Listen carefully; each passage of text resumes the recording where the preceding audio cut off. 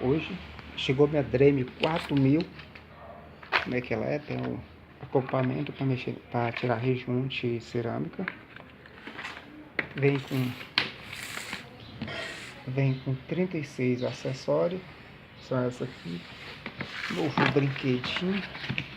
Tem. Vou pegar uma faca ali. Poder retirar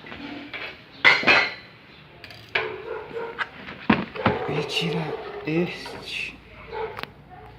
Tá bem coisado aqui, tá bem firme, tá colado, não dá pra sair, então vai ter de tirar com a faca. Filma aí, Pedro. Filma aqui. Tirar com a faca.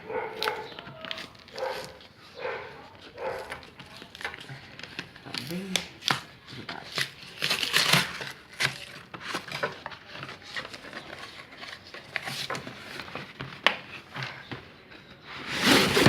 Chega mais perto, chega mais perto, não, afasta mais. Aperta ela. Ela não veio com laca. Mas tá valendo. Aqui ela. Dremel 4000. Tem empunhadeira. Aqui tem esse acoplamento.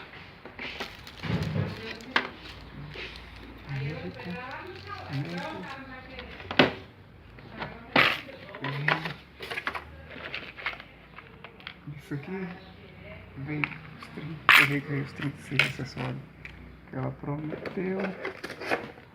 Bora ver aqui. Tem as lixas, as buchas, chavinha. Provavelmente tem. Tem os 36 acessórios. E 3, 6, 9, 12, 15. Que é isso? 15. Deve ter os 36 acessórios. Conferiram, vou confiar. Eu comprei que deu acoplamento cerâmica também. Tá aí. Pra tirar rejunte. Bom demais. Isso aqui, ó. Isso aí é o... Fazer detalhes em vidro por essa... Esqueci o nome dela.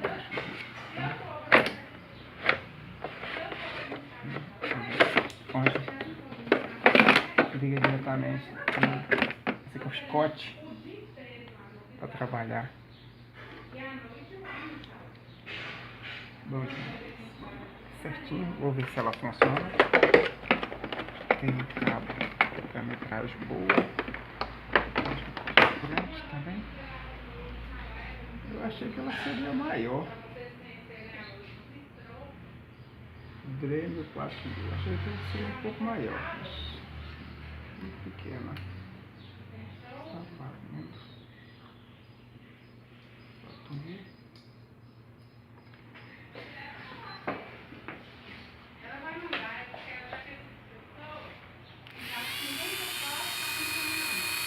Aqui tá em 5.000 rotação. Se quiser mais de 30.000.